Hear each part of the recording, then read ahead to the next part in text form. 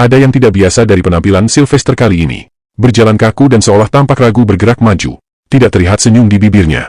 Tawa sinis yang biasa terlihat memperolok lawan bicara, kini redup, tidak lagi nampak. Bahkan suaranya yang biasa menggelegar, mengintimidasi lawan bicara, kini berubah jadi lirih dan disertai senyum kecut, seolah enggan menerima wawancara dari wartawan.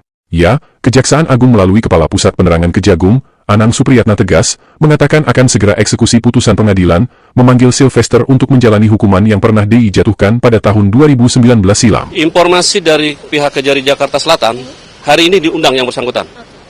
Kalau dia nggak datang ya silakan aja nanti. Tidak harus eksekusi. Kalau nggak salah hari ini, pastikan aja nanti. Coba tanya nanti ke pihak Kejari Jakarta Selatan. Tapi yang kemarin saya informasi harus segera. Sudah inkrah.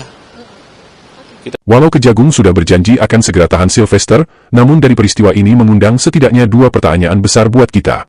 Yang pertama, kenapa di masa pemerintahan Jokowi masih ada orang yang diistimewakan di mata hukum? Sylvester divonis bersalah telah terbukti melakukan fitnah pada Muhammad Yusuf Kalla pada tahun 2017. Tahun 2019, pengadilan banding menguatkan putusan Pengadilan Tinggi Jakarta Selatan yang menjatuhkan vonis penjara 1,5 tahun pada Sylvester Matutina.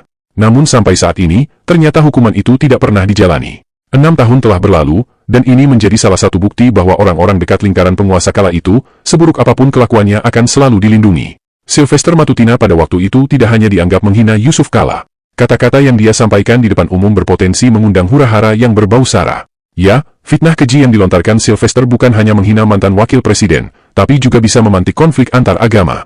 Anehnya, putusan pengadilan itu tidak pernah dijalankan. Sebaliknya, Sylvester tetap tampil di media, membela semua kepentingan Joko Widodo. Berbanding 180 derajat, nasib malang justru menimpa seorang aktivis dari Luwu, Julianus Paonganan atau yang akrab disapa Ongen. Hanya karena upload gambar Jokowi bersanding dengan artis Nikita Mirzani, ditangkap dan langsung dijebloskan ke penjara. Dituding menghina pribadi Jokowi, dan sama sekali tidak berpotensi menimbulkan konflik horizontal, tapi aparat bertindak lebih cepat dari perintah undang-undang itu sendiri. Penghina Jokowi, dijeruji, tapi pendukungnya yang menghina orang lain, bebas melenggang dan terus-menerus melontarkan caci maki dan umpatan selama masa kepemimpinan Jokowi, dan bahkan sampai saat ini. Yang kedua yang patut disoroti adalah, salah satu pihak pelapor yang melaporkan Roy Suryo dan kawan-kawan adalah Sylvester Matutina. Tudingannya adalah tudingan yang sama yang pernah dilakukan oleh Sylvester 2017 silam. Fitnah. Bedanya, jika pada tahun 2017, Sylvester melontarkan fitnah bahwa Yusuf Kalla menggunakan isu SARA memenangkan Pilkada Jakarta, Roy Suryo dan kawan-kawan dituding melakukan fitnah pada Jokowi memakai ijazah palsu saat mendaftar jadi wali kota Solo, gubernur Jakarta sampai presiden. Namun apapun alasannya, dua-duanya adalah kasus fitnah. Lalu pertanyaannya, bisakah seorang terpidana fitnah melaporkan orang lain dalam kasus yang sama? Bukankah pihak pelapor yang menyampaikan kasus ke kepolisian sejatinya adalah pahlawan kebenaran yang berniat memberantas kejahatan? Bagaimana jika pelapornya adalah penjahat itu sendiri? Ini adalah ibarat mencuci piring memakai air comberan. Berniat membersihkan kejahatan, tapi pelapor adalah penjahat yang ternyata jauh lebih jahat, sudah melakukan fitnah, masih menghina martabat pengadilan seolah hukum tidak berarti di mata gerombolan ini. Kasus ini sangat heboh di tahun 2018. Ada 100 advokat yang terlibat melaporkan Sylvester. Namun Jokowi tutup mata. Alih-alih menyuruh Sylvester taat hukum dan menjalani masa tahanan, Jokowi seolah menikmati memakai jasa Sylvester mengintimidasi musuh-musuh politiknya di media sosial. Terbaru, kelompok ini sedang bermasalah dengan Partai Demokrat. Di depan media, Sylvester dan kawan-kawan secara terang-terangan menuding Partai Biru, partai yang satu haluan dengan mereka di Pilpres 2024 dituding menjadi dalang yang membiayai Roy Suryo dan kawan-kawan dalam menjalankan aktivitas menggugat ijazah palsu Jokowi, dan serangkaian aksi demonstrasi selama ini, termasuk demo yang bertajuk Indonesia Gelap. Cari pemikiran sendiri, berpikir masyarakat sendiri, bahwa siapa sih kira-kira dalangnya gitu loh. Nah, saat ini saya berbaju apa? Nah, itu mungkin salah satu clue yang bisa saya sampaikan. Clue biru ini artinya partai politik. Ya, bisa jadi partai politik. Dan memang kita udah tahu ya kan, saat ini pun mereka sudah mulai mempersiapkan calonnya. Sudah membentuk elemen-elemen di berbagai daerah, sudah. Tadi kan dibilang bahwa clue-nya ini baju biru. Kemudian juga partai politik yang kalah Pilpres. Menurut Anda, siapa partai politik ya? Karena kan kalau dilihat, yang warna biru ini kan bukan yang kalah Pilpres, ya maaf ya. Yang di dalam koalisi kami lah. Oke, silakan Mas Toto. Kami kan sudah bereaksi. Kader-kader kami juga semua sudah bereaksi. Karena ini statement Pak Jokowi kan pada tanggal 25 Juli kan.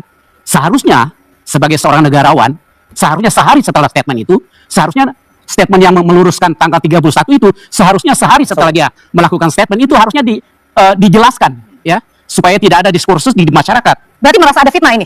Oh iya jelas. Oh, fitnah. Kami difitnah. Merasa difitnah ya, betul. oleh ya oleh segelintir pendukung-pendukung Pak Jokowi. Sebelumnya, kubu ini menuding kelompok yang kalah Pilpres sebagai dalang penggerak penggugat ijazah palsu. Namun belakangan, fitnah mereka arahkan ke kubu Demokrat. Publik pun bertanya-tanya, sampai kapan gerombolan fitnah dan pemecah bangsa ini akan terus dibiarkan merajalela merusak tatanan bangsa, memecah belah dan menciptakan huru-hara yang tidak berkesudahan. Tidak sedikit kepala daerah, mantan kepala daerah anggota DPR dan DPRD yang sudah diusut terkait isu ijazah palsu. Dan hanya Jokowi sendirilah satu-satunya pejabat yang memasang tembok kuat menjaga agar ijazahnya tidak sampai dibawa ke pengadilan, dan tembok kuat itu bernama relawan, buzzer, dan loyalis. Lalu, kalau kita tidak punya ijazah asli, memang sulit, saya katakan.